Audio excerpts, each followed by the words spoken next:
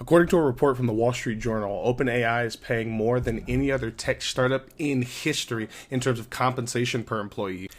Every software engineer's dream is to get into a FAANG company, right? Facebook, Apple, Amazon, Netflix, or Google. I guess now that Facebook has rebranded itself into Meta, it would be Mang instead of FAANG, but the acronym still sticks. According to this chart, the second highest compensation packages come from Alphabet right here. It's like just about $250K on average per employee. But look at Meta. Meta right here is paying a whopping $1.5 million per employee on average, spread across their 4,000 workers. Now, obviously, that's not going to be distributed equally. People who like C-suite level executives are going to be getting a much higher percentage of that than some of the lower level employees, as people in the comments were very quick to point out, as well as this article. This 1.5 per employee on average is also interesting because it shows that the compensation packages that they pay to their employees accounts for a whopping 46.2% of OpenAI's total revenue, which means that almost half the money that they have coming in the door is going straight to employee salaries or compensation packages in the form of stocks, options, things like that. The vast majority of these stock options are very likely going to the top executives. Look at this comment right here 9 hours ago from Lewis, where he says, they never talk about the fact that the vast majority of stock grants go to the top executives.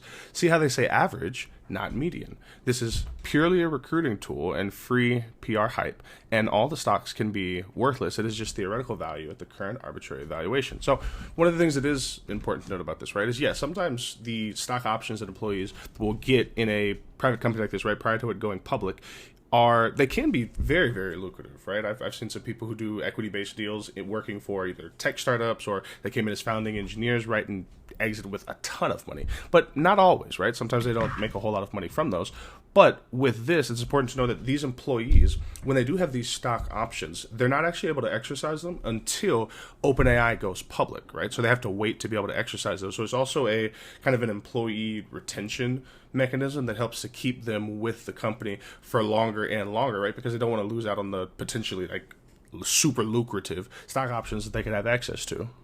Also, because they're including the top executives in this number, we don't know what kind of a split they're getting between some of the AI scientists, some of the engineers that are working there, C-suite level executives that are there. So I mean, just if you just look at every country, especially the tech companies, I'd imagine a huge portion of this is going to be centered towards the top level executives. I imagine what the engineers are going to get paid is not going to be bad.